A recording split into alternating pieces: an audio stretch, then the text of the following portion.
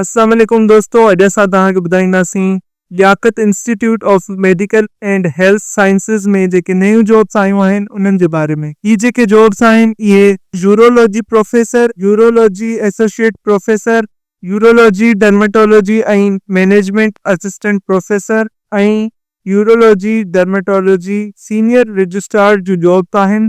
हिन लाइ application form जी fee 2500 आहे ऐं हिन में अप्लाई करण लाइ तव्हां हिननि जी वेबसाइट www.lumps.edu.pk से वञी अप्लाई करे था सघो। हिन में अप्लाई करण जी आख़िरी तारीख़ 20 मई 2025 आहे।